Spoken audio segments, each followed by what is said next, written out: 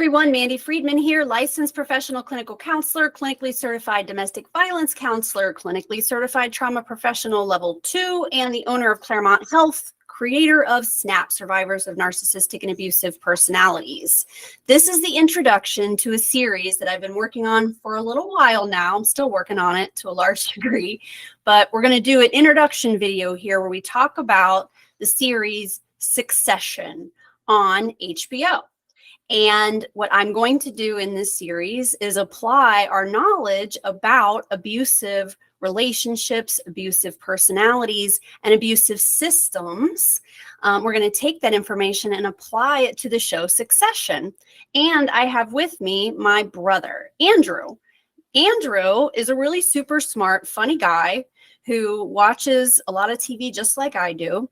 So he gets into stuff, and we like to text a lot about what we're watching, and something we really enjoy. And also, Andrew has experience as a broadcaster and has been successful with a couple of podcasts that he has out there. And so I thought he would be the perfect person to help me record some of these episodes. So Andrew, thank you so much for joining me.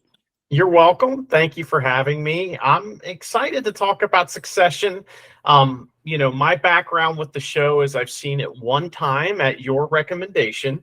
And, I believe that I zipped through a couple of the seasons pretty quickly. So it's going to be fun to get into it a little more, down to the minute details, and to see some of these systems, as you mentioned, come alive on the screen, because my goodness, this show is ripe with abuse of every kind, and it's constant, and it's almost easy to find in the show. So it should be fun to talk about.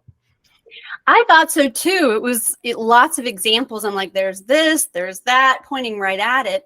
But the other thing I like about it is because the family they're billionaires, right? They're so uber, super filthy, disgusting rich that in a way it makes it unrealistic for the audience. Often survivors of abuse or people that are interested in this topic become triggered by things that they see on television. That if something, a program you're watching, I'm so old, program, who says that? I'm not 70. But shows that we watch, sometimes when they're too realistic for survivors of abuse or survivors of violence, for example, you're watching a show and it's just too real. It reminds you too much of real life. Well, I feel like Succession allows us to approach these topics from a safe distance because, the yacht, just the yacht, for example, all the ridiculous rich things that the rich people do, I can't identify with that in any way, shape, or form. So somehow it makes it easier to approach the topics and remain sort of like emotionally distant from it. I think you're right. Yes.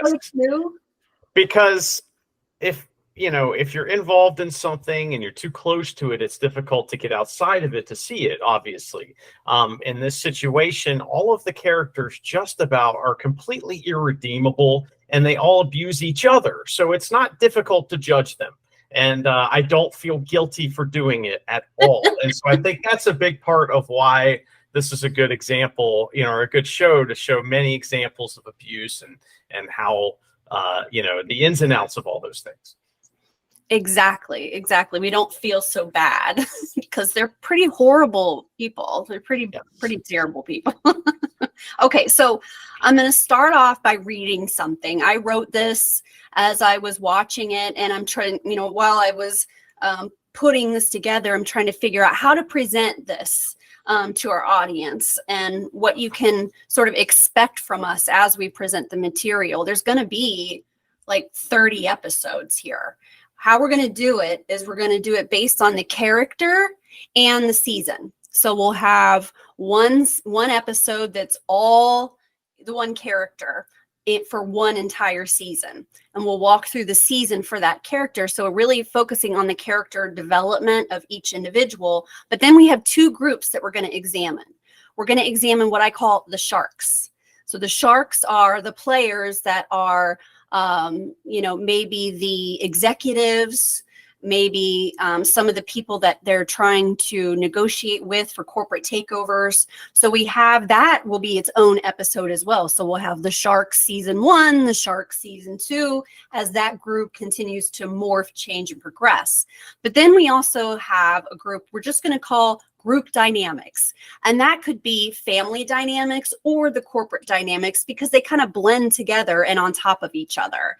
So we'll have that systemic view as well, on top of the individual views of each of the characters. We're going to do the main characters. That would be the siblings. We have Kendall, Siobhan. We have Connor, and we have Roman. And then we have, of course, who else? Logan Roy is probably the main character of the show in a lot of ways too, right? Well, I am shark. Yeah, well, I'm going to keep Logan in the dynamics. And then two, I was going to have some special episodes. For example, I'd love to do a special episode just on, spoiler alert, the death of Logan and the funeral of Logan and what was said by each of the people that stand up and how that one episode, how it all plays out. Then there's Siobhan's wedding. That was fantastic. I would love to also do an episode just on that, because that's when we really meet their mom. And we see, oh my gosh, here's a whole other version of an abuser, right? Perfect, just absolutely wonderful. But then we have Rava. And I think Rava is a special exception to the rest of the characters. Rava is Kendall's ex-wife or soon to be ex-wife, depending on, where you're watching. And Rava has a way of navigating and handling Kendall that actually kind of works. And so I wanted to use that as an example for our listeners and watchers as well, because Rava does a great job of, not engaging in conflict with Kendall as much as possible.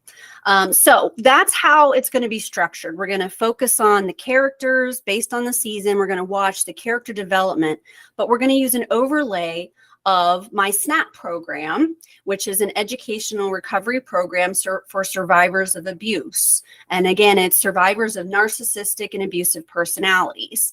And within this program, we have these lists of common features. You have common features of abusive personalities. You have common features of targets of abuse, common features of abusive relationships. And I'm taking those common features and I'm using that as a lens through which to watch the dynamics of the show. So I'm just going to read it's like a page here of some of my thoughts as we're getting started. And then we're going to go through some of the list of what I see as being themes that we can see throughout the show, through all 4 seasons. But so what we're watching is a competitive culture of malevolent creativity. Words are meaningless and they never match actions. Frequently, characters are saying one thing while doing the opposite in that very moment with witnesses. Like, control your emotions. Does that sound familiar? Right? So someone's screaming at you to control your emotions while they're right? With witnesses. These are the kinds of things that we're watching, as these major contradictions and major hypocritical things that are going on. And everyone's watching going, what? So the truth means nothing. The truth is actually the biggest threat of all.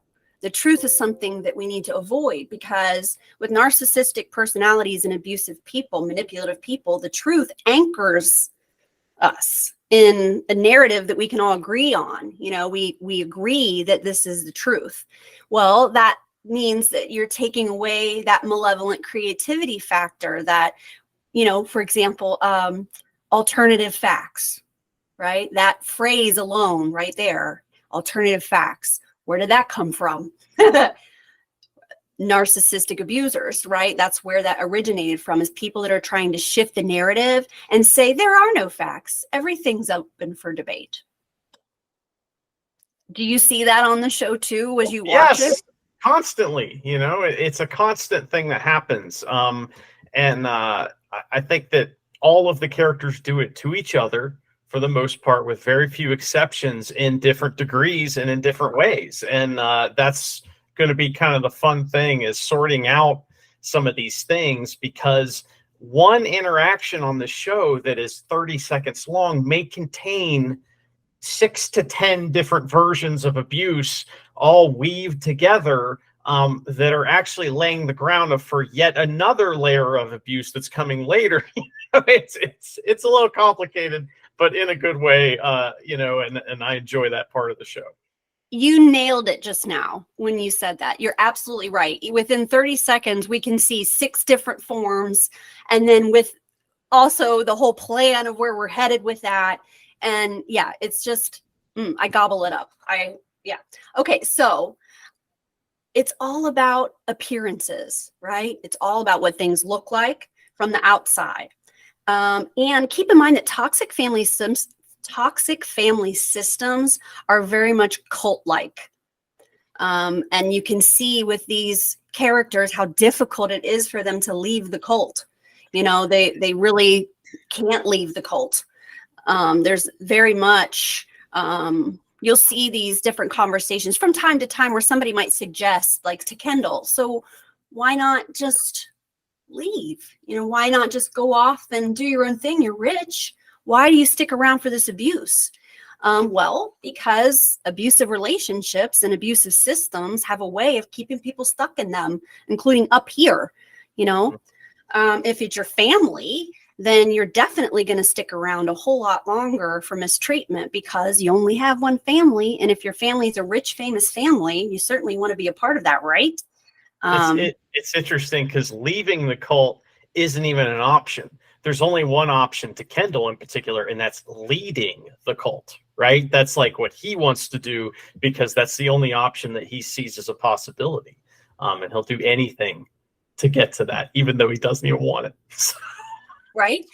And he even says a couple of times, like, if I don't have this, I don't know if I'm even gonna want to be around anymore. I'm dead, he says. Yeah. He says, I'm dead at one point if he doesn't have this thing. And he doesn't mean in the you're fired sense, because this show does have a lot of terms and stuff, I'm sure, that we'll get into a little bit. It has its own language, and then it creates another language on top of that, which is another kind of cool thing about the show.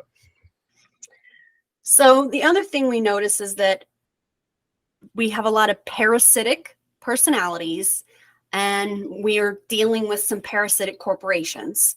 And even at one point, that exact word is used, but I'm going to save that for later, because it was one of my favorite lines in the whole show, talking about parasitic features of the personalities involved, but then about the systems, the corporations, what they stand for, and how they use and abuse people.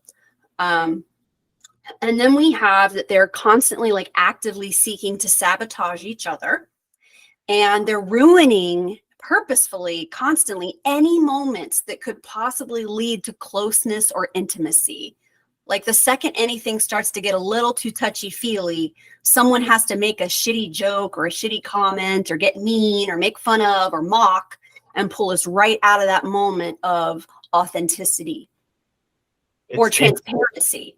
It's either that or the, work is getting involved. The business gets involved. And so, a lot of times what interrupts a moment of possible closeness is the phone ringing or a text message. And and that's something we can all relate to, and something that I find very interesting about the show too, is timing of those things, works out to be very interesting.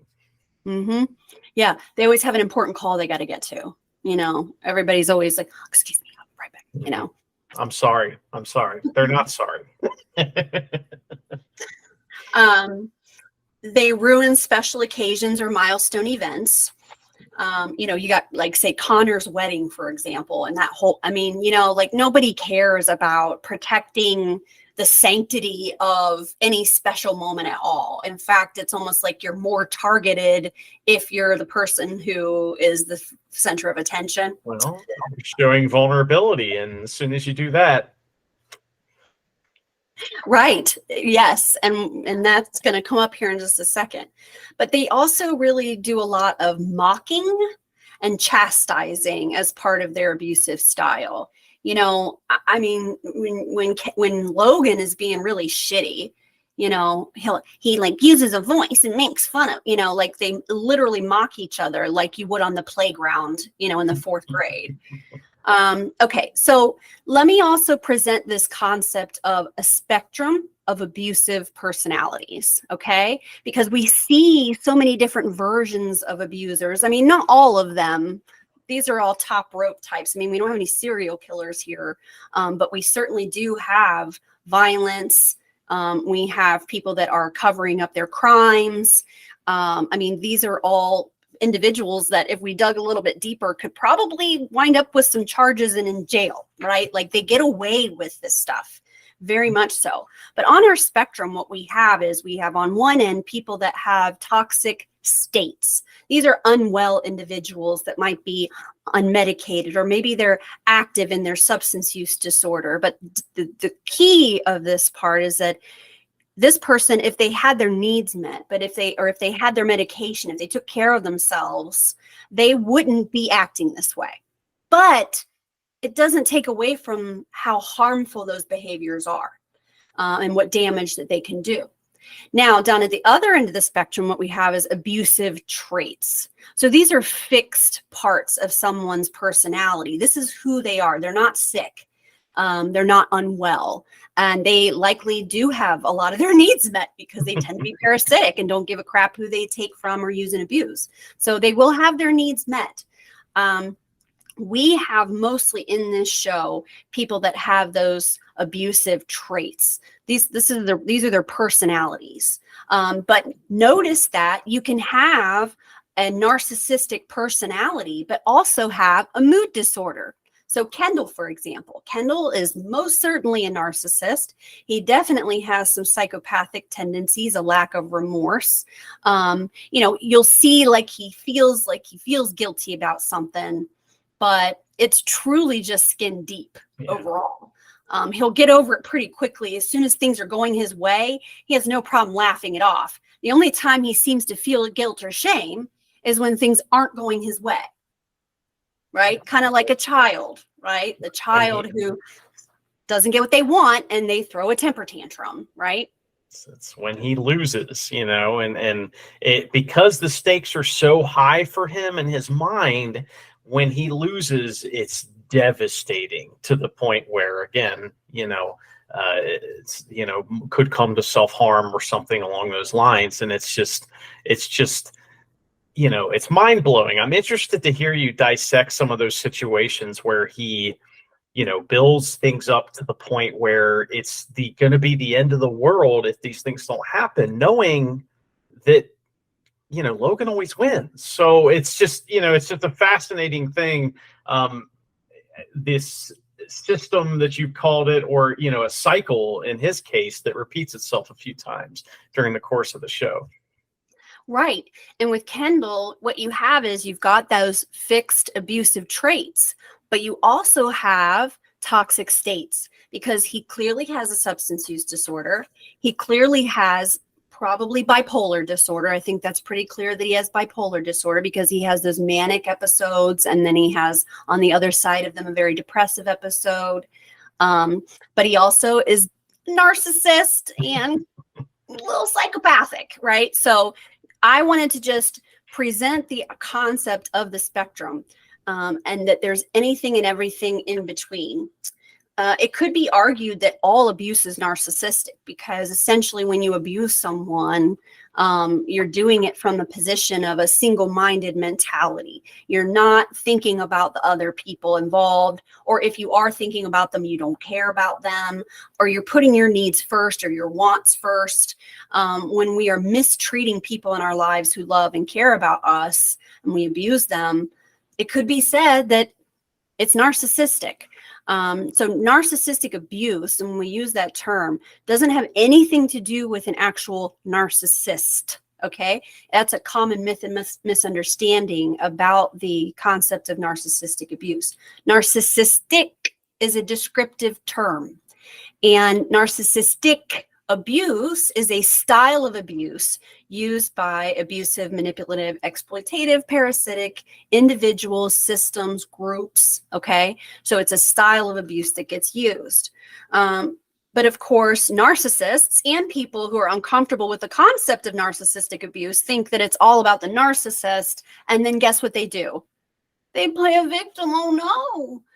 Well, you can't use that word. That's not right. If I have narcissistic personality disorder and you're saying that I'm abusive, then that's ableist and I'm the victim and I get called ableist. A couple weeks ago, I got a message on Tumblr. What was it? It was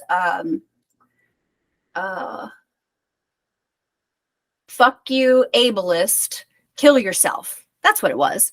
That is narcissistic abuse. More than likely, the person that wrote me that message might be narcissistic, right? Could be. Yeah. Okay, but it's not just about the narcissist. It's about the psychopath, the drunken abuser, the jealous and hateful mother, everything from the actions of an unwell person to the actions of someone who's in survival mode, or the evil deeds of a mastermind criminal, everything in between. We're talking about anything and everything that hurts people and why people hurt other people. Why do they pick the people that they pick to hurt? And how did they become this way to be someone that hurts other people? Like, how do we get here? That's really what we focus on in the SNAP program, is just examining all aspects of these abusive relationships. It is all narcissistic because it's coming from a single-minded place that causes that person to be harmful to other people. Their actions and behaviors are harmful, and that's the problem. It's not about that we don't have compassion for how they got here, because, you know, it is true that some of the most abusive people were abused.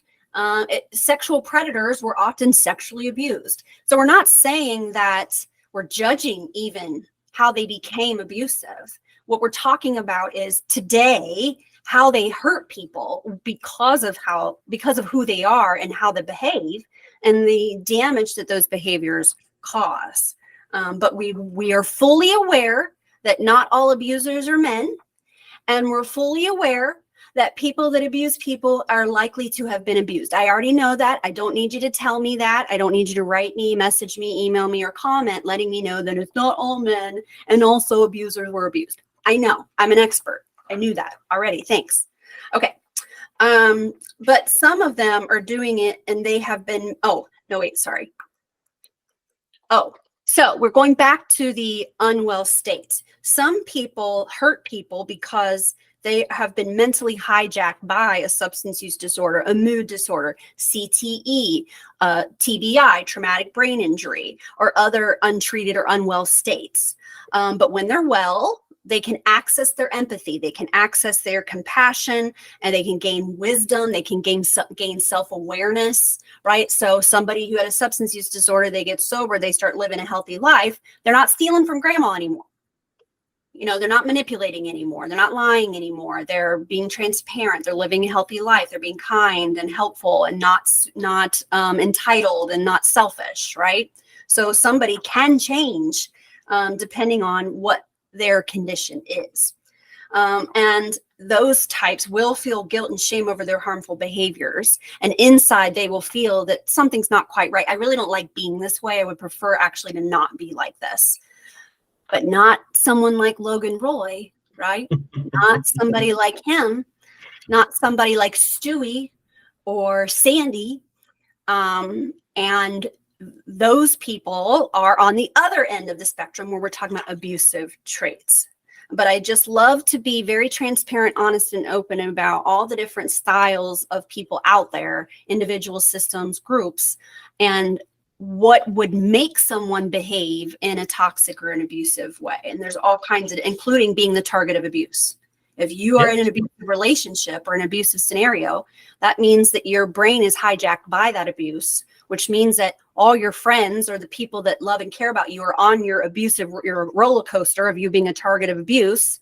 And now you're toxic because you're taking everybody on your wild roller coaster ride of getting back together, now breaking up, getting back together, breaking up, right? Nobody wants to be on that roller coaster. So now you're toxic. So they will feel guilt and shame over the harmful behaviors, people that are on this part of our spectrum.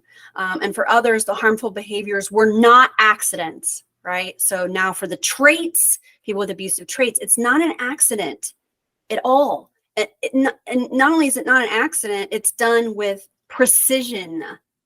This is the creative malevolence that people don't believe exist. They think that they only see it on TV or, in the movies, or if it's like a serial killer. But if it's, Aunt Barb, who just kind of feels like she's always clawingly needy, and you never quite satisfy her, but she seems like a nice lady, and it's not like she's got kids locked up in her basement or some shit. It's just a regular old person, but yet super duper toxic. Right? Super duper toxic. It's not always so obvious. Sometimes they blend right in and seem like they're just a normal old person. But yet Aunt Barb is malevolently creative. She is triangulating and planting seeds of doubt in the family. So now nobody trusts each other. That's not an accident when you talk shit about people specifically to cast doubt upon them, so that other people don't trust them or believe them when they come and say, hey, Aunt Barb's a bitch. Aunt Barb is super manipulative, and she is, just bleeding me dry of my energy and emotions with her neediness. Oh, Aunt Barb, she's not that bad. She doesn't mean that.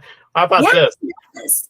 When I used to work with a lady, we'll call her Barb, for this conversation's sake. And, if you talk to Barb, you say, hey, Barb, how you doing today? And she'd say, oh, not good. Every day was the worst day of her life. And she was one of these folks that was really obvious about her malevolence. She would lose her mind every time we would do something. Like, for example, she wanted everything to be a certain way. Well, we would make sure it was just off of that way, right? Just to mess with her, to see her go nuts and start figuring out new ways to screw with us and all this stuff. And it was a fun little game that we played at work. But that woman was so miserable. And one of the things she would always say that I found interesting is she'd say, I can't get good service anywhere I go. And I always thought to myself, Barb, who is the common denominator in all of these problems that you have? It's you. And she is person that I hope I never run into again. But my goodness, when you meet someone that's that obvious, it's kind of entertaining. And I think that part of this show is some of the most obvious abuse that you'll see, and part of that is entertainment value that is in there, actually. So good old Barb. And like you said before, because they're all doing it to each other and they're all horrible, you kind of don't feel sorry for them, like we need to step in and rescue anybody necessarily. It's like, not only are they ultra wealthy, but also, they kind of like it. It seems like they're all doing it to each other together. It's just the culture that they're in. As we examine the Logan family dynamic and the corporate sharks and political forces at play in this series, let's ask ourselves these questions. Are these behaviors harmful, manipulative, or coercive? Are the behaviors purposeful, done with intent? Did the person feel genuine remorse, guilt, or shame for the pain or damage they caused to other people? And by the way, when someone cries, that's not an indication of true remorse. That's that they've been caught. That's when you've been caught. That very abusive and narcissistic and psychopathic people love to turn on the tears. And if you don't know any better, especially if it's a man crying, everyone in the room is like, oh, he's having a moment. He must really feel bad because he's crying. There's real tears. Oh my God. Wow. No. And here's how we know that it's only skin deep. These individuals are arrested in their emotional development. They only develop to a certain age emotionally. So what you're dealing with is a literal and figurative emotional toddler or emotional teen or emotional adolescent on the inside of this big adult body. So when you see somebody appear to have remorse, that's not always the indicator of remorse. Again, especially if it's a man that's crying. We don't fall for male tears. I know that sounds so mean and weird, but I just see it so frequently in the lives of my clients who are being abused by someone who doesn't give a shit at all about the damage that they're causing, not just to the target, but to the children. Because by the way, if you abuse someone's parent, you're abusing their children also. It's the same. The courts don't see it that way. The court will allow for a psychopathic abuser, violent abuser even, to still have regular, visitations with their children because both parents are what's best. But I have something really freaky and crazy to say, and that is that psychopaths should not have access to children. I know that's just really radical thing to think and to consider.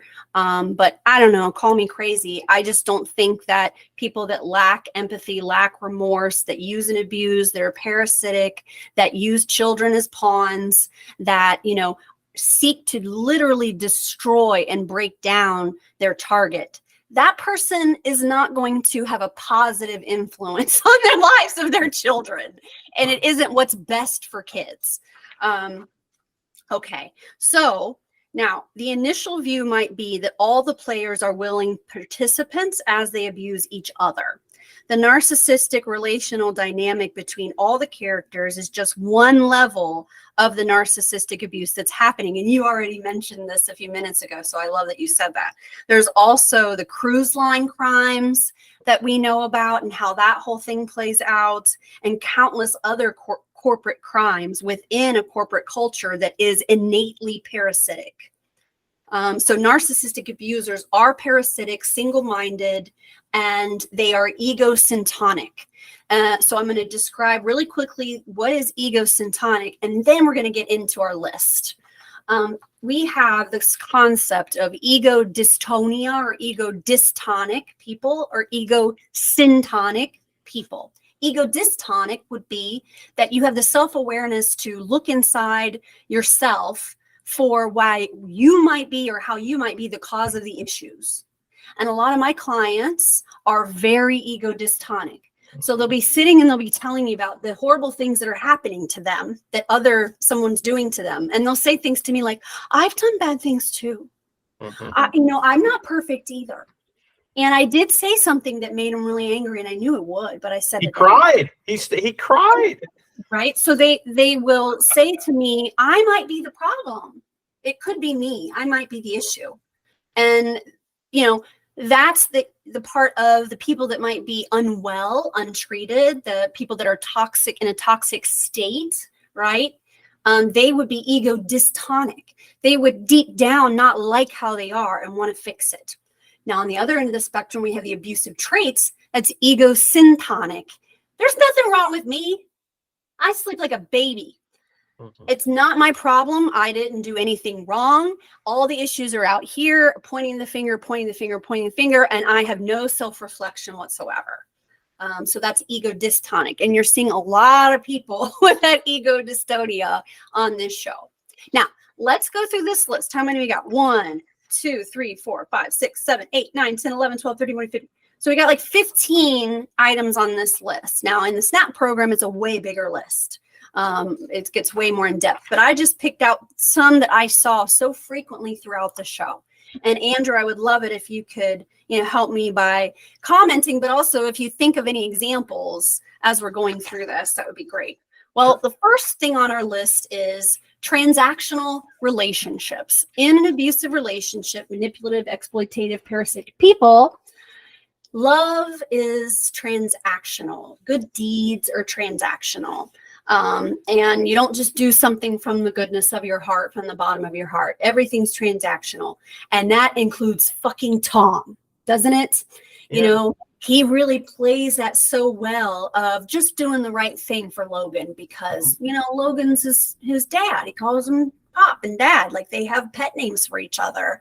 But he is banking on this. He's banking on these deeds that he's doing for Logan, because he knows that that's how these relationships work. He doesn't even have to say anything. In fact, I'm just doing it because I want to. I don't expect anything from you. But we all know that nothing exists in this world without it being a transaction. Yeah, I mean, in the very first episode, we see Logan wants to do some paperwork with the trust, then he doesn't really want anyone to look into it too close. And so he basically has each of the children have a price that they will, that they want. I mean, in particular, Roman is like, hey, maybe I want Frank's job. And so he says that in not so many words, and Frank gets fired or demoted or something. And so, to make way for, for Roman to get the transactional thing that he's asking for. And it's interesting because this would be something out of the, goodness of their heart, because it's a thing where this paperwork that they're going to sign is going to include someone, give them more power, and so that is a big sticking point. I can't do that because literally Roman says, no, it's not about what's in it for me, but what's in it for me. Yes. Right. Great. And then too, like mom, their mother, what's her name? Is it Caroline? That sounds right. I have it written somewhere. But yeah, she's another one that when she's interacting with her kids, it's, will you come to the thing? Okay, well, what are you going to do for me? Right. And they're just constantly passing this chip back and forth of transactions. And with Logan too, like when he's in a pinch, that's one of the first things he asks is, what do you want? Mm-hmm. Or when they're developing a new deal behind each other's backs and they're trying to gain alliances, it'll be, what do you want? Okay, next on our list is flying monkeys. So we know what flying monkeys are from the Wizard of Oz, right? The Wicked Witch sends off her flying monkeys, and they are her eyes and ears. Well, abusers and manipulative people have their own flying monkeys. My first example that I could think of is Tom and Shiv. That even though they're at odds and they're competing between the two of them all the time, they're still each other's flying monkey.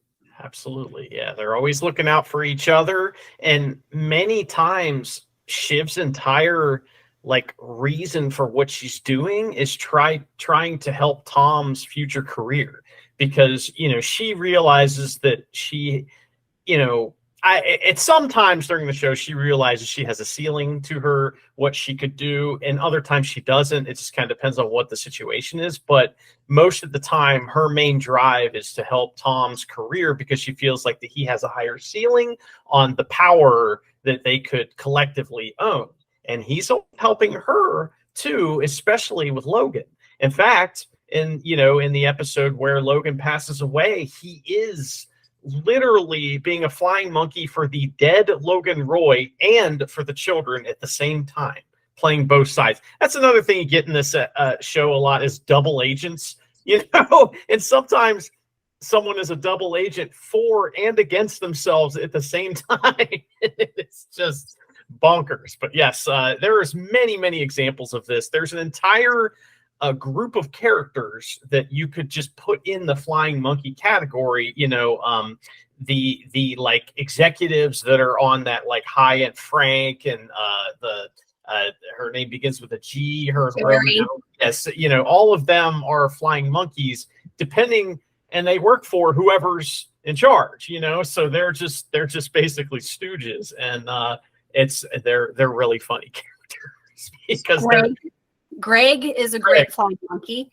He's kind of a fumbling flying monkey, but yet an effective, very effective flying monkey. He, many of the moves that he makes are the pivotal points of the show, and we've really underestimated him, we find, as it turns out. He seems like just a bumbling fool, but I really like his character as being seemingly harmless and benign, when actually he's moved forward several plot points on the show. Yeah. And some of the characters, Tom in particular, constantly underestimates Greg, or like wants everyone else to think that he's nothing, and so they have a very fascinating relationship that I would assume we're going to get into quite a bit because it is extremely abusive. What do you know? And so funny too at the same time. There's so many funny, horrible things. Well, I have very, very dark humor. So a lot of this is funny to me, even though other people watching it might be just shocked and horror and thinking it's not funny. But okay, so next we have future faking. Future faking is something that abusers do to their targets that keep them kind of stuck in the situation or thinking that the situation is going to progress in a certain direction. One thing that abusers do, promise a future of matrimony or monogamy, or they'll promise a future of, being a good team, a good partner, and that together we will do these things, or I'm going to buy you a ring someday, or maybe someday we'll have kids, maybe someday we'll go on this vacation. But abusers like to sort of put these breadcrumbs that take the target in a direction of, okay, well, if I stick around long enough, this great thing's going to happen. Who uses future faking the most on the show? Logan Roy. 100% Logan, all the time. He will have all three siblings. When I say all three, there's actually four. Poor Connor. But poor Connor. Yeah, he doesn't really fit into the siblings, and that he doesn't get treated the same as Kendall, Siobhan, and Roman.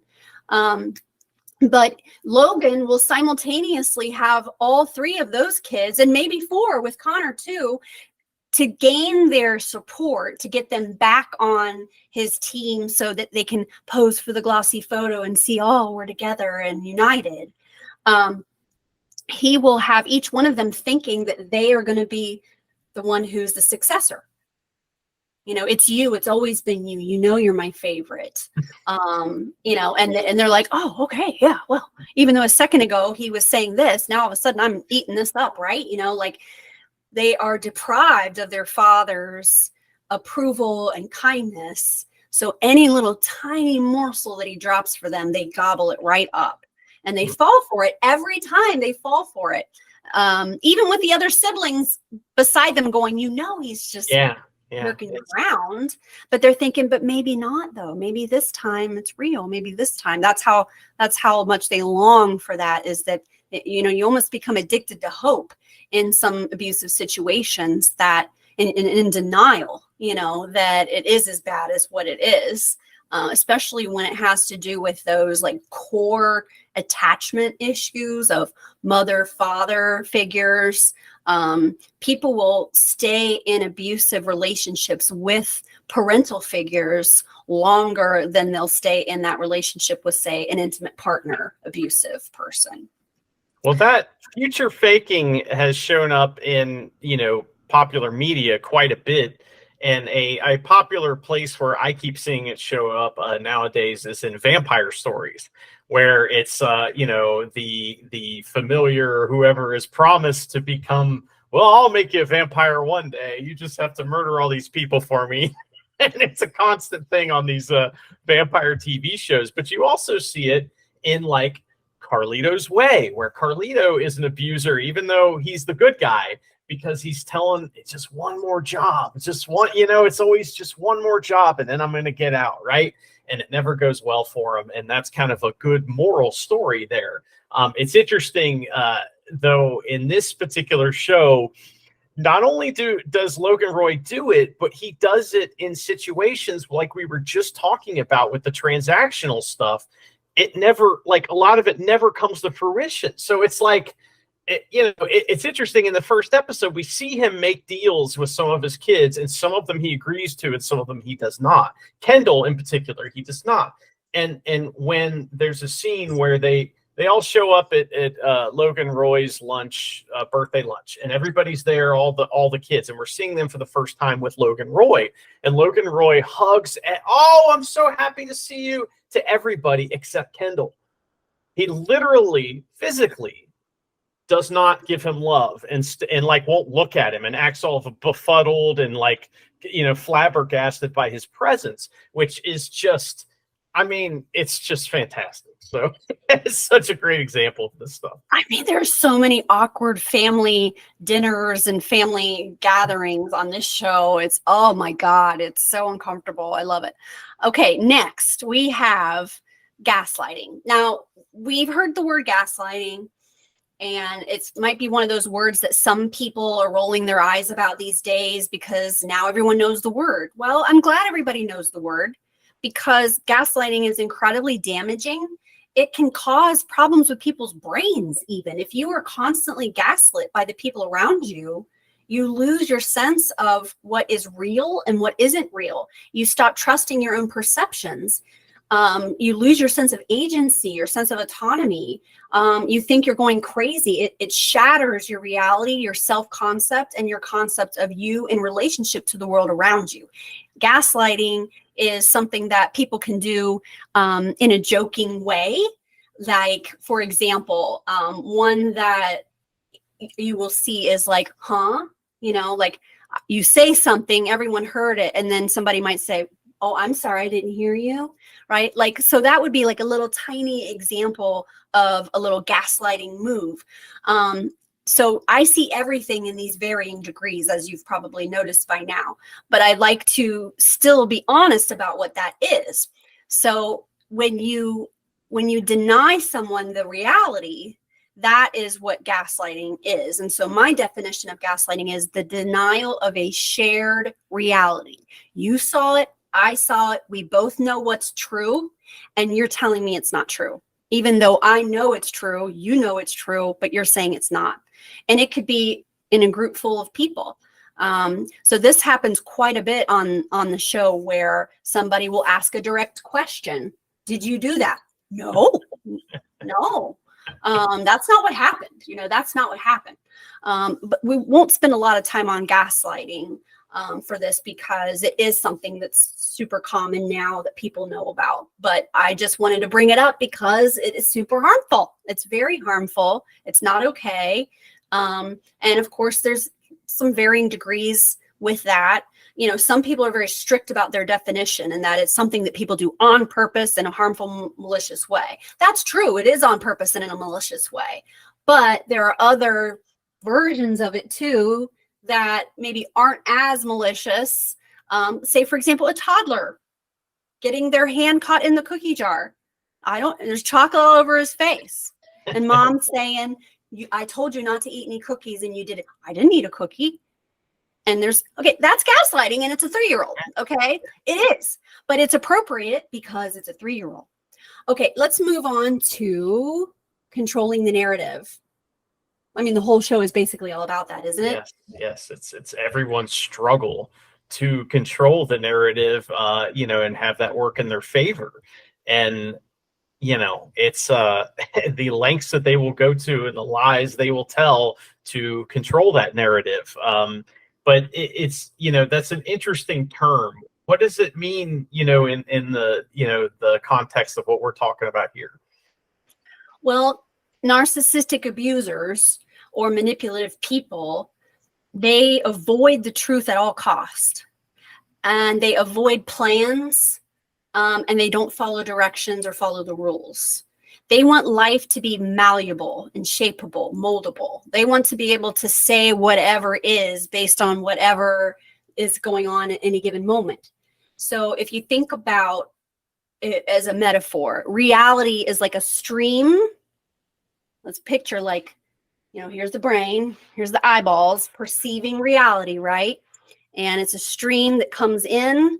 And what narcissistic abusers do is that while it's still out here as a stream, they get in and they mess with things and make it what they want it to be. And then it settles into their consciousness or their perceptions, right?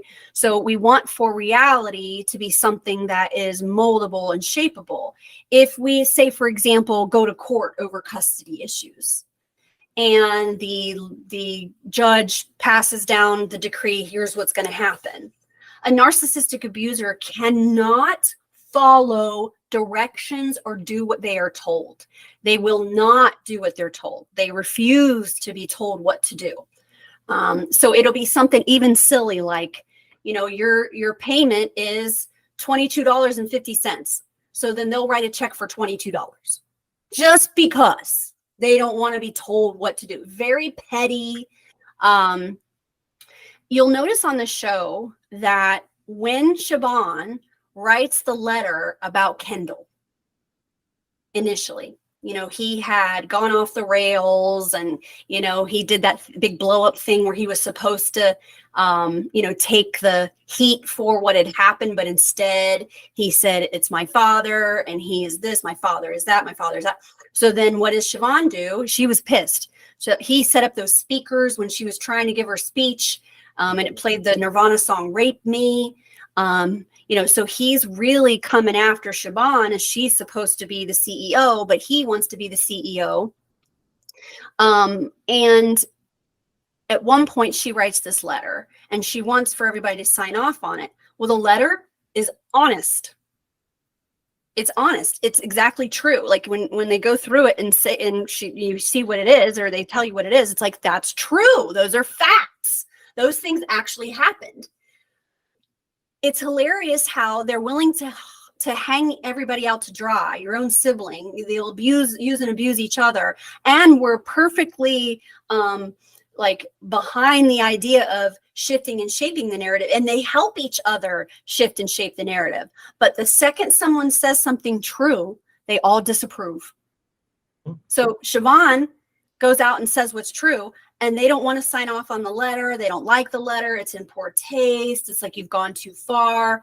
And Logan's brother, Ewan, he even says something along the lines of, I don't really approve of airing our family business, airing our dirty laundry in public. Mm-hmm. Well, if it's a fake story about something that isn't true, that's all fine. But if it's a real story of what actually happened, we're not okay with telling the truth. We're not okay with being transparent. That's airing your dirty laundry. You're supposed to act like everything's okay. It's showing weakness, essentially. But truth and fact are to be avoided, and the narrative needs to be able to remain shiftable, shapeable, moldable. There's a lot of situations in the show, too, where a few people are in a disagreement about something. And maybe Kendall, for example, is like, oh, can I get a moment alone? He always wants a moment alone, so that he can manipulate that person and maybe get to them first and get his narrative in there first, right? So that's a constant thing that you see in the show as well. I love that you brought that up. I have witnessed that myself. Can I have the room? Can we have the room? Mm-hmm. Why do you need to have alone time one-on-one with this person without witnesses in the room? That's really weird. But they act like, well, we want to really talk, it's like, but no, it's because you're about to do things that you don't want witnesses to. And yeah, I love that you mentioned that, because that's absolutely true. Can we have a moment? Can you leave the room? Yeah, and then whoever gets to stay and has to leave, that's all like a big thing. They do that on a lot of shows. Okay, let's go on to love bombing. And again, I'm thinking of one character in particular that does love bombing. It's Logan Roy. Yeah, he does it he does it to Roman a lot. He does it to, all of the children at one point where he needs something from them. So all of a sudden they're important and they're number one. It's always been you, like you said before, and it screws them up to the point where late in the show, Kendall is trying to take over the company again. And he remembers being told that he was supposed to take it over when he was a very, very young child. And you get to the, many times in the show, they make you realize that this has been going on their entire lives. And the love bombing thing has gone on their entire lives. And you even see evidence of it. I think of like a birthday party or something like that in the intro to the show, where, I'm sure they got all kinds of extravagant gifts of various types their entire lives, but only when Logan Roy needed them for something. So. Yeah. Like, I think there's even a pony Right. It's There you go. in the intro. Well, love bombing traditionally is part of the abusive cycle, and it's actually a neurobiological strategy. Not that they're aware that it's a neurobiological strategy, but it has a neurobiological effect on the targets, where you are deprived of love, acceptance, you don't feel known, you don't feel heard, you're not getting affirmed, you're neglected. And then you get love bombed. So it's this interval of deprivation and then reward, deprivation, reward. And so when the love bombing happens, it's lighting up all your feel-good chemicals in your brain. And I'll often use the phrase that, they toss you a bone, but it tastes like filet mignon, because you're so hungry, you're starving for it so badly that it's amazing. So as an abusive relationship continues to progress, what will happen is the love bombing decreases, so that the target doesn't get as much of that chemical reward as part of the cycle anymore. You'll also see the target induce the part of the cycle that's the explosion that leads to the love bombing. So the abuser goes too far, or there's consequences for the behaviors, or you can tell that the target is going to leave now. Whatever the case may be, the abuser needs to reel the person back in, right? But after a while of not getting that love bombing reward, there's a decrease. I say that it's like 85 and 15 in an abusive relationship. That love bombing, that 15% is so good that you're willing to put up with the 85% of shit. But over time, it goes from 85 to 15 to 90 and 10, and then 95 and 5. And by the time it's like 95 and 5, that's when people start to get really kind of desperate and freaking out, because they see that they're not getting it. So they will induce a fight or an explosion. They will poke the bear, so to speak, because they want the reward. They want the love bombing. They're willing to go through the hardship of the deprivation just to get to the other side so they can feel good again. So love bombing has a chemical effect on people. It's a strategy that's used, but it also affects our brains. So it's an important one to know about. And how can you know if you're being love bombed or not? Well, sometimes people who are neurodiverse truly don't know that they're love bombing, because they're learning how to express love by seeing what that looks like in the outside world. And what do you see? You see flowers, you see, doing something sort of romantic and over the top, and, showing up with roses or cupcakes. And so somebody that might have ADHD or autism, they might think that this is love, but they just can't tell the difference. They're just going to do and they're going to mimic or parrot what they've seen in other places. So not all love bombing is indicative of an abusive cycle, but in an abusive relationship or an abusive situation, if you're being love bombed, you know this because you're never ever getting to talk about the issues in your relationship. The fight that happened, that was the explosion that led to the love bombing, those things never get resolved. People don't take responsibility. The abusers never take responsibility for what they've done. They don't get honest about things. So if it's love bombing, we know this by the lack of communication, the lack of clarity. We don't get a shared understanding. We never come together on an issue. It's always left unresolved. And that the love bombing is supposed to somehow smooth all of that over and make you shut up, stop complaining, be happy, and start stroking them again, being nice to them again, giving them the thing that fuels them. So if I love bomb you and you don't give me that, this is Logan again. So he'll be very nice, right? I remember there's conversations like at the karaoke bar and a couple other ones where he comes in. Oh, I know, the family therapy session. He'll come in and kind of act like that he's going to behave well.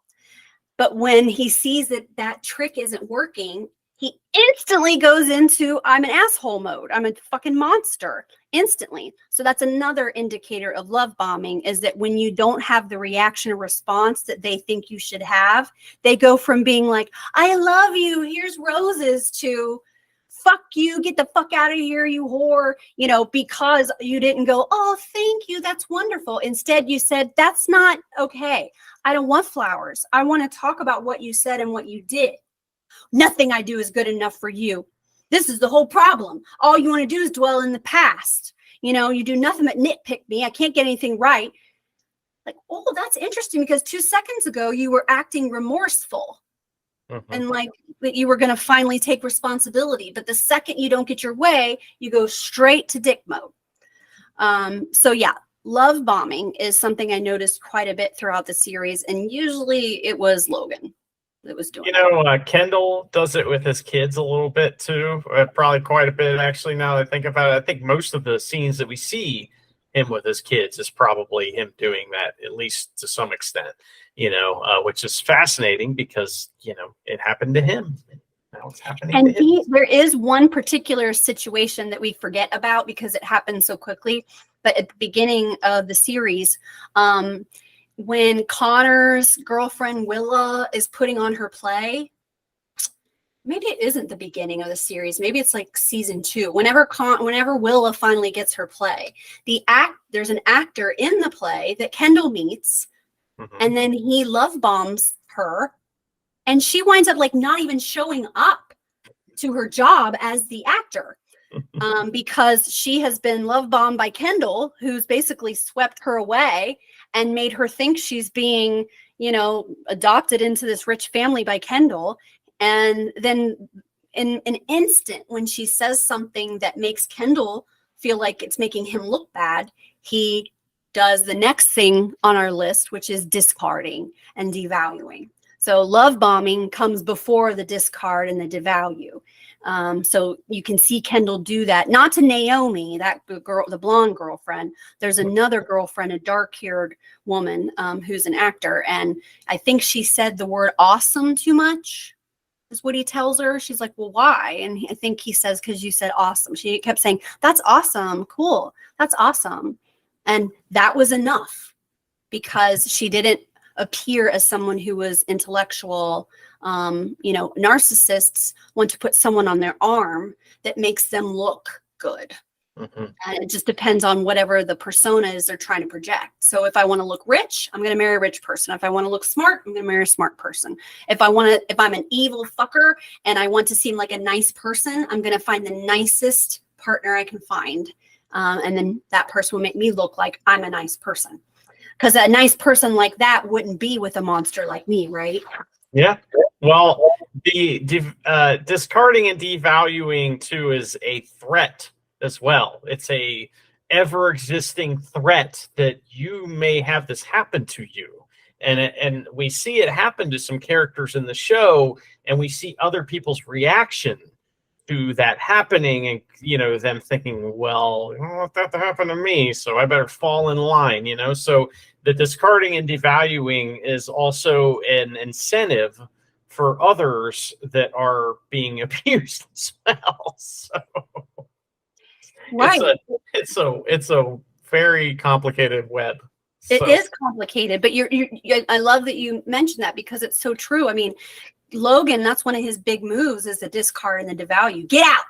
Like you're on the outside. Frank's one of the first ones we see that, Frank kind of comes back with his tail tucked. And Logan at some point, Frank opens his mouth and Logan's like, oh no, you don't get a voice. Like you can be here, but you're not actually in the group yet. I'm mad at you. I've discarded you. So know your place, know your role.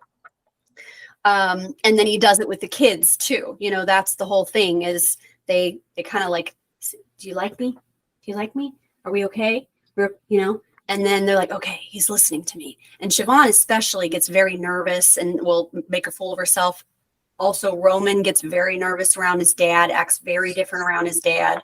And it's that devaluing that they know, and the dismissal, the discard that's going to come up, that's so painful and hurts so bad.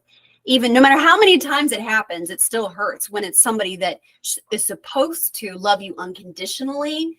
It causes cognitive dissonance, right? Because we know the concept of unconditional love. We know the concept of it, but many people have never experienced it. So they truly don't know what it is. They just know the idea of it. And that your father or your mother or your sibling is supposed to show you that unconditional positive regard. Well, being a part of a cult is not unconditional positive regard. But in abusive family systems, that cult-like mentality is how we can claim togetherness, right? Meanwhile, it's almost exactly the opposite, so it's a shame. Yeah. I think that's a big theme on this show too, is people parading around as one thing and being something else, and as you said, it's a lot about the appearances and stuff like that. I'm sure we'll get into it. I just find that interesting.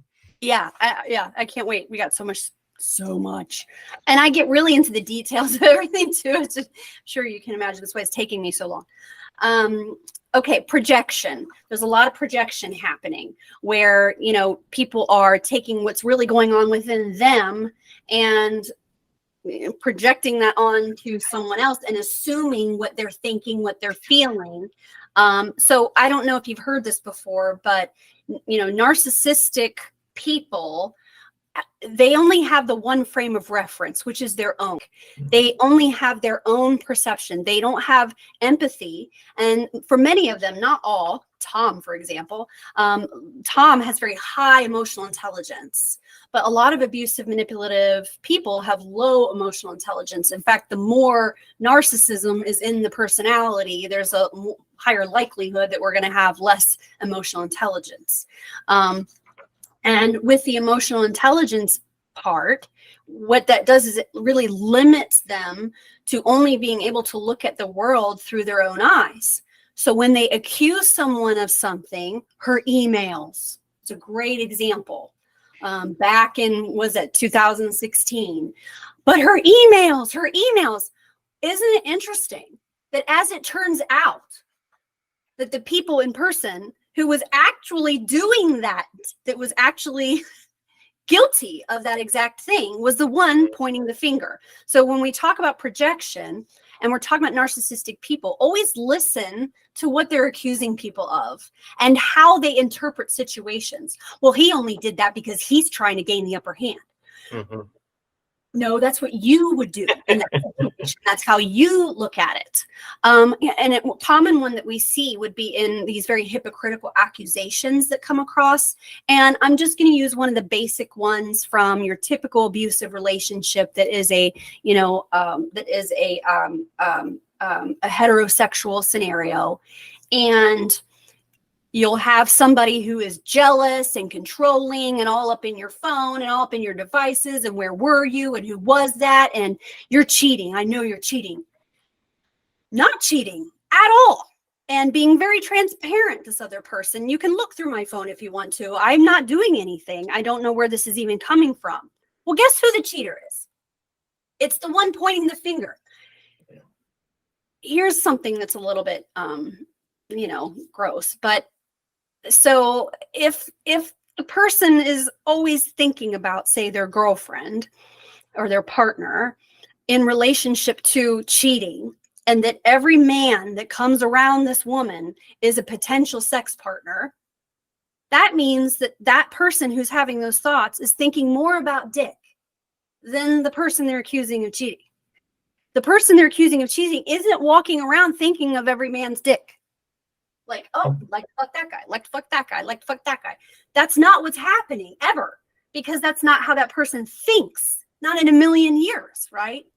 But the person do the accusing, that's the one that's walking around. She's hot. I'd fuck her. I'd do that. Mm-hmm. And that's why they get so wound up and jealous, is because they only have one frame of reference. They can't conceive of multiple perspectives, multiple realities, multiple ways of looking at things. It's my thoughts, my perceptions are how everyone thinks. Mm-hmm. So then they wind up with these very hypocritical accusations. Well, it happens quite a bit in the show with Kendall, when he's in negotiations. It happens almost every time he's in negotiations with someone, because he's trying to fuck them over, and he's like, "How dare you try to fuck me over?" And it's always him, the one that's doing it, and that is gets to be very amusing in the show. So they say that listen to the accusations of narcissists because they are confessions. Mm-hmm. And so when we say projection, that's what we're talking about specifically. We're not talking about your typical human being projections that all humans do, is just part of our psyche. We're talking about narcissistic personalities and how they project their sick minds onto other people. And when I say sick, I don't mean like literally mentally ill sick. I mean sick as in, evil and wrong, or gross or not okay and harmful. Okay, let's move on to coercive control. Coercive control is essentially coercing someone to do what you want them to do. And boy, don't we have a ton of examples of coercive control on the show. I mean, it's constant. And as you said, it's layered. I mean, use the example of Tom again, when, Tom feels like that he needs to be the one to go down for all of this, bad stuff that's happened in the cruise ship division. He is coerced into doing that by Shiv and the rest of the family. And so, the threat of being discarded and devalued is the reason why he's coerced into it, as well as, his entire life, his wife, he could lose his wife over this if he doesn't do it right. So I think that's a good example of how he's coerced throughout the series, in a lot of different ways.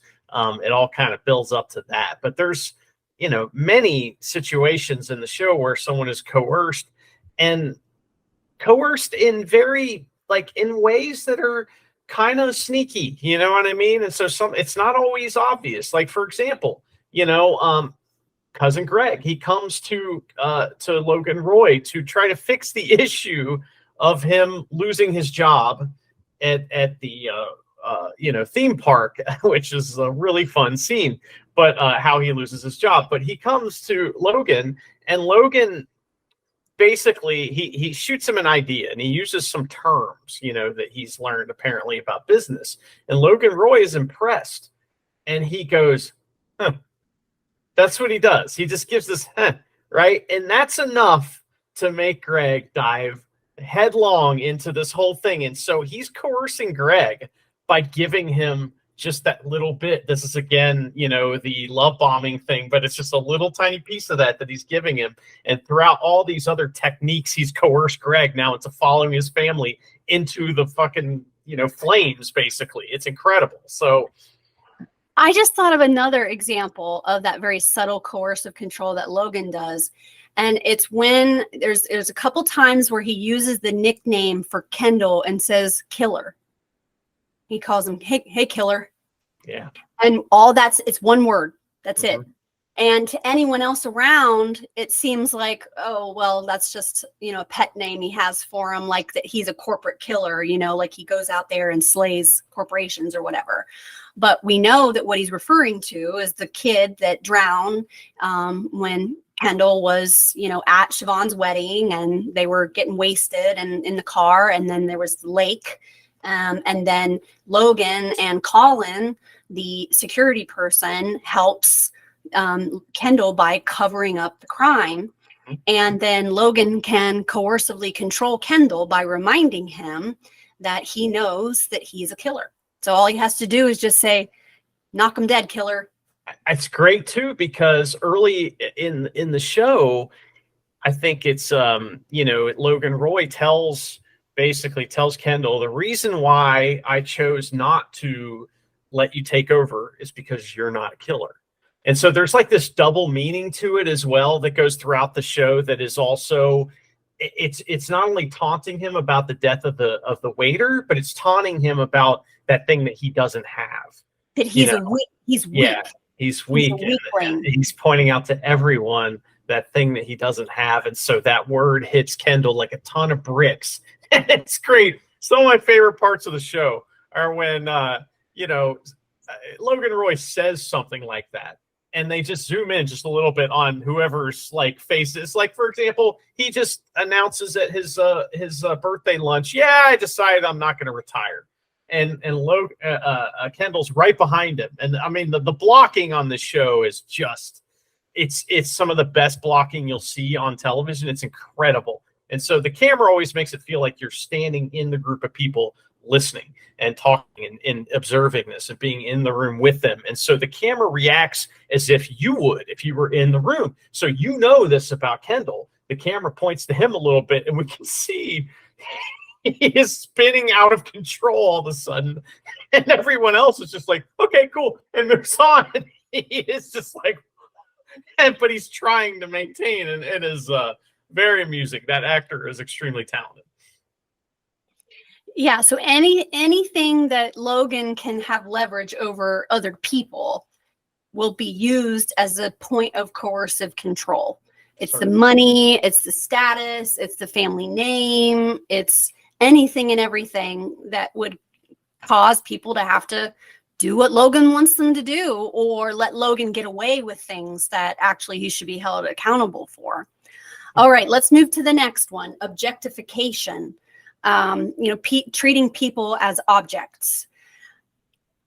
I mean, okay, so there's literally treating people as objects that happen.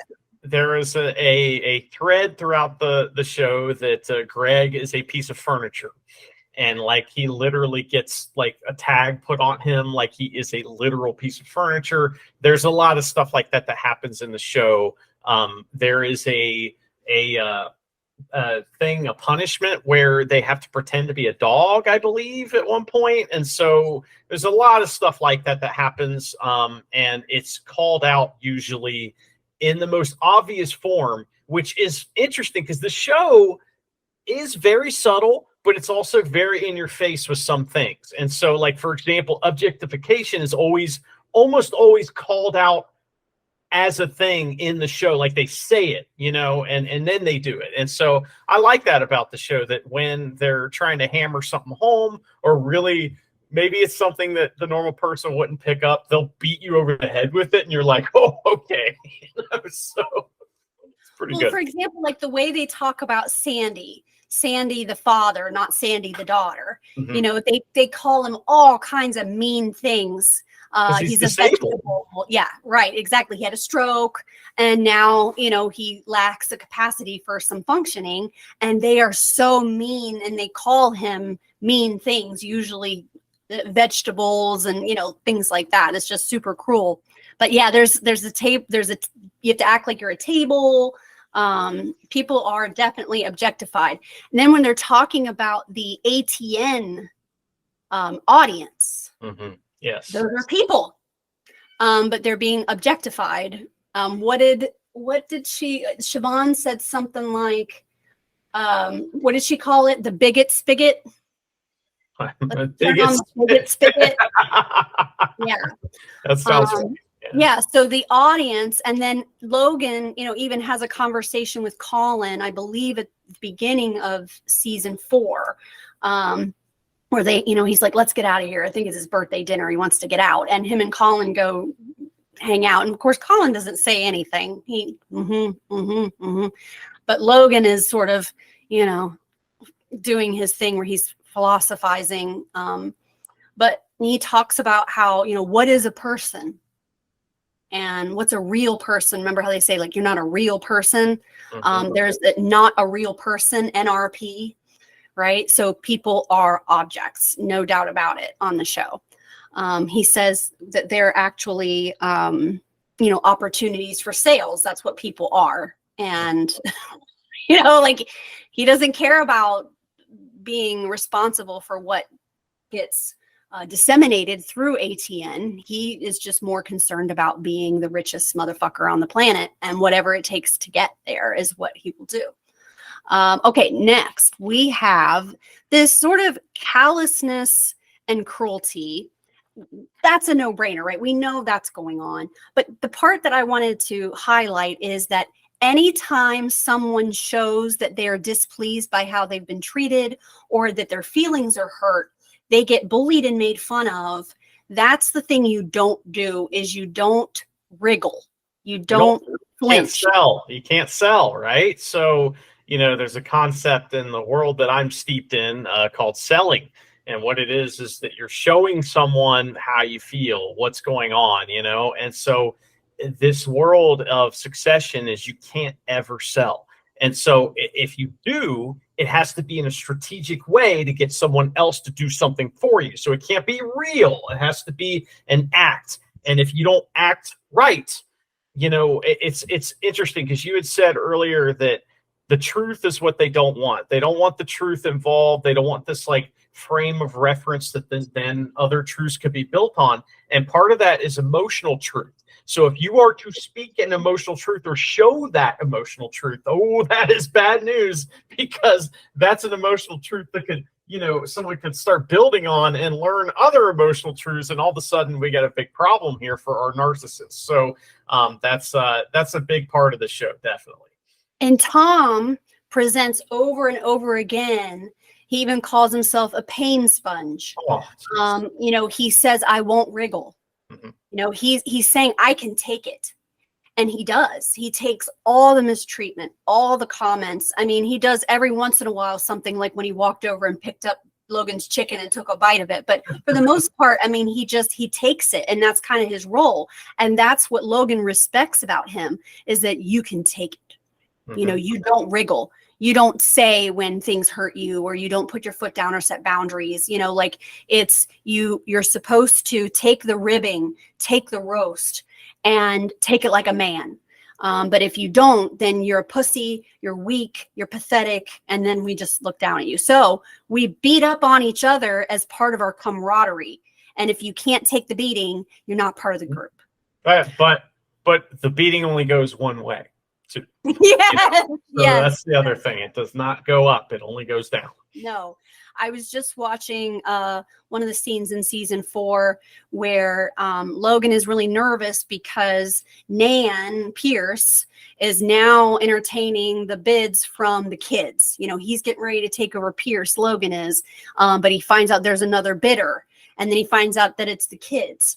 Well, he needs some entertainment in a moment, and he's like, come on, tell me some jokes, let's roast me, come on, roast me. And they're all like, I'm not doing that shit.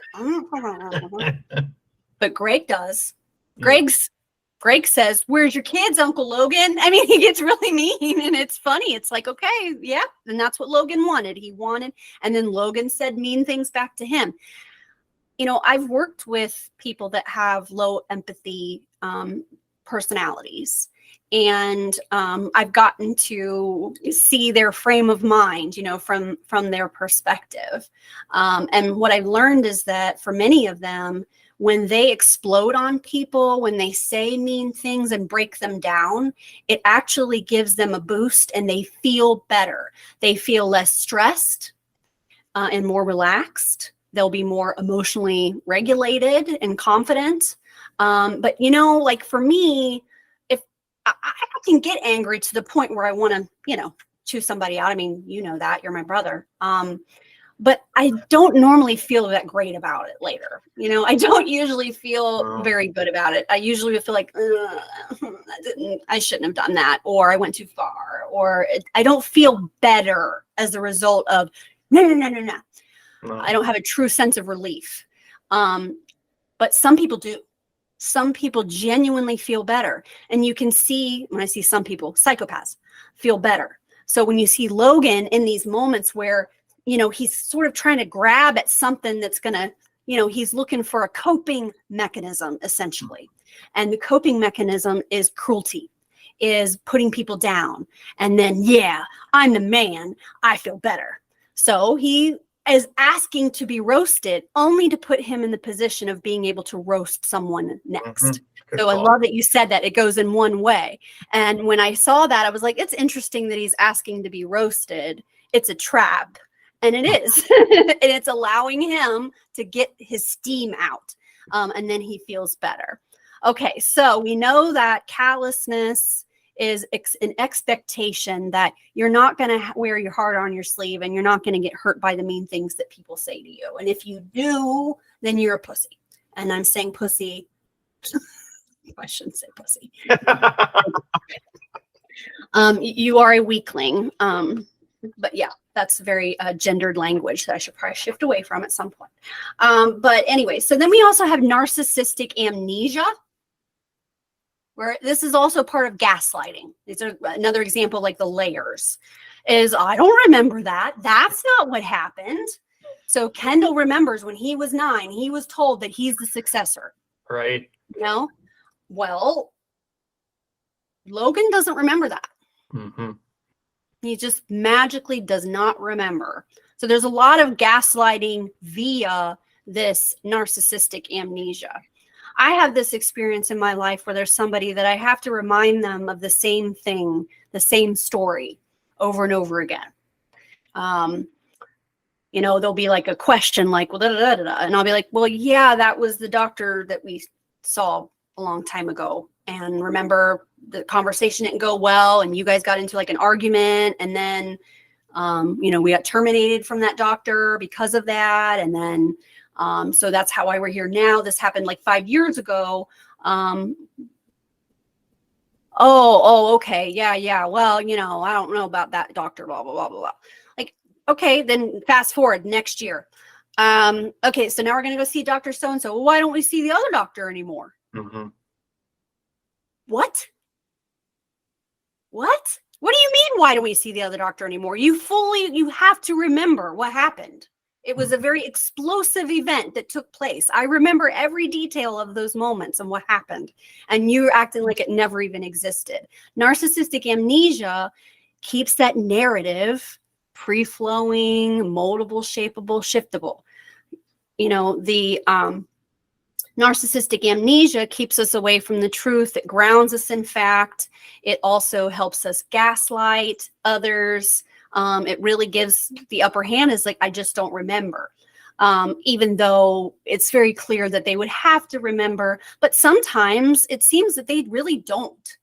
And I wonder if that's just a version of them like compartmentalizing that truth. You know, we don't focus on truth and fact. So of course I'm not going to remember it because I don't want to remember it, because it paints me in a bad light. It paints me in a negative light. It's something that I would have to take responsibility for, and I don't want to. So my brain is just not going to retain that information, perhaps. So being very charitable there and giving a lot of grace in terms of that malevolent creativity factor and how much of it's purposeful, not purposeful. So you take somebody that, say, has a substance use disorder, they're probably not going to remember some things. You know, Sure. That's not on purpose. That doesn't take away the harm that does to the people around them. It causes damage that they black out and act in certain ways and then can't take responsibility for it because they flat out don't remember it. But they truly are neurobiologically hijacked by a substance.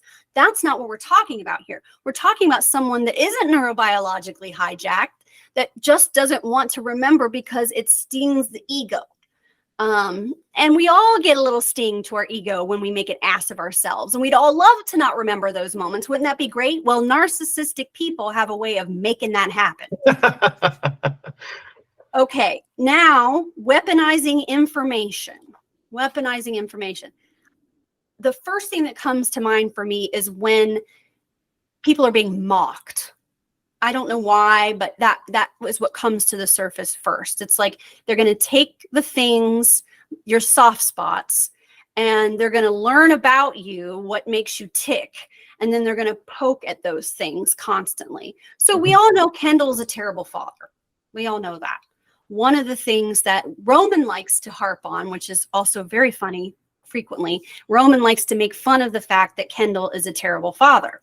And he makes comments and jokes all the time about like, oh, I'm, you know, look at me, I'm Kendall. I can't even remember the name of my kids. Look at me, I'm Kendall. I don't even know which room is my daughter's room.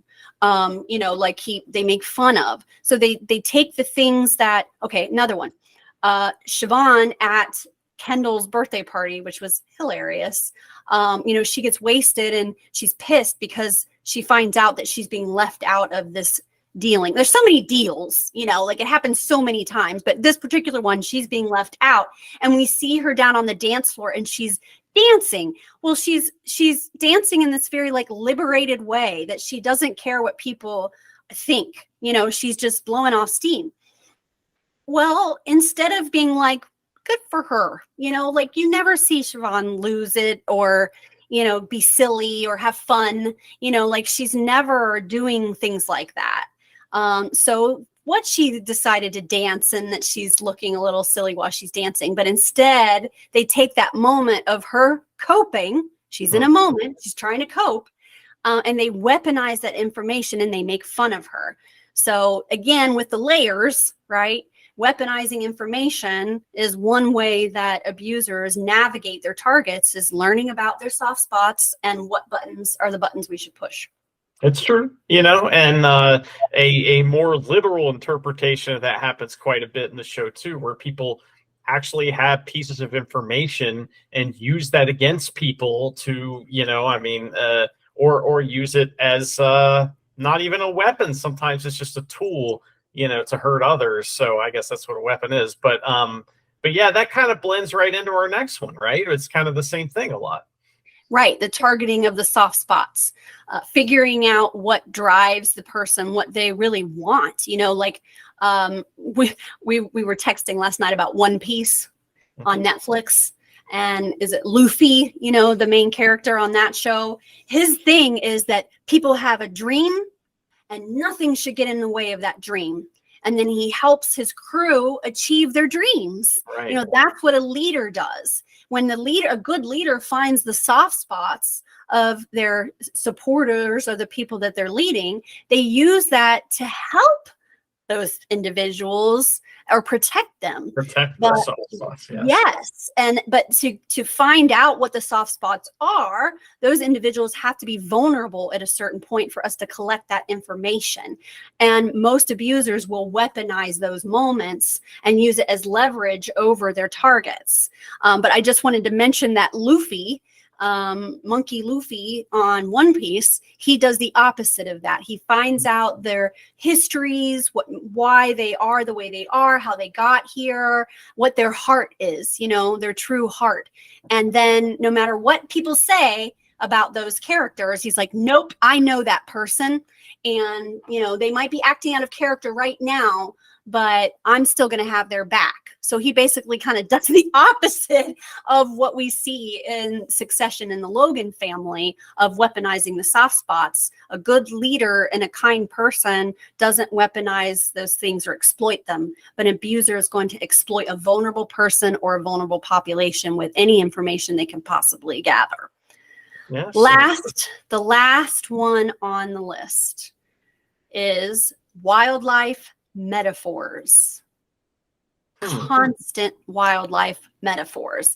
I'm not going to give a lot of examples right now because I encourage you to look for that as you're watching. If you're rewatching or watching for the first time, Logan, there's even one of the episodes, the one with Adrian Brody. I think it's called The Lion in the Field or something like this. Logan's the lion. We're in the wild. It's life on the Serengeti. There's a constant comment on the people and calling them different animals. And what we're seeing is in the wild, there is a pecking order. There's a way things work in the wild. Well, what you're dealing with here is the same kind of thing. You have predators and you have prey, and you have an environment in which they operate.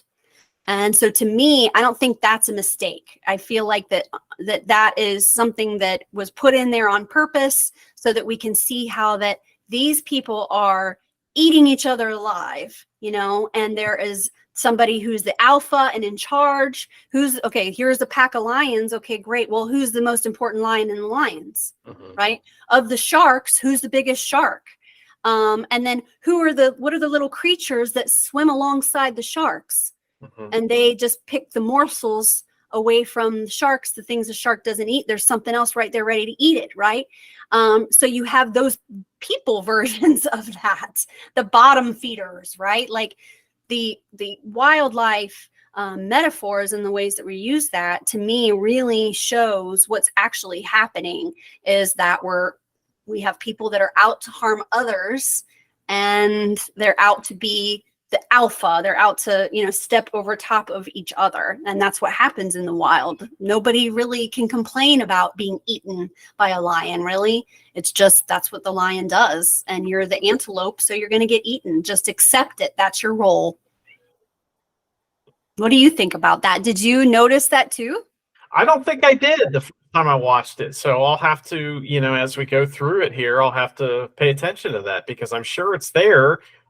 There's a lot of metaphoric stuff, with color that they use on the show and location and, all those kinds of things. So I'm sure that there's lots of other stuff like animal metaphors and various other things that I missed on the first time watching. So I'll be interested to check that out as we go through it. Well, I'm going to wrap us up for this episode.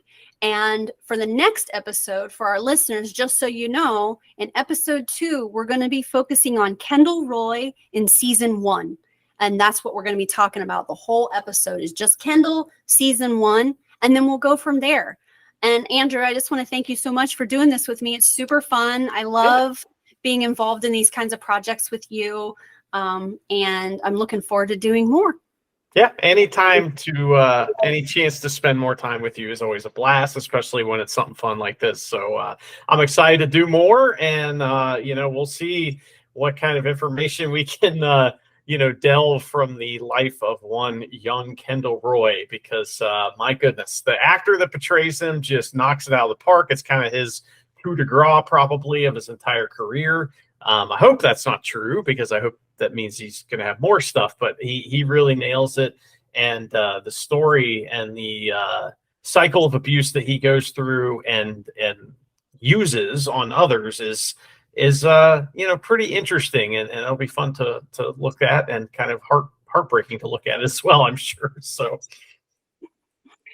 well, thank you everyone for listening or watching, and we will talk to you next time. Bye-bye.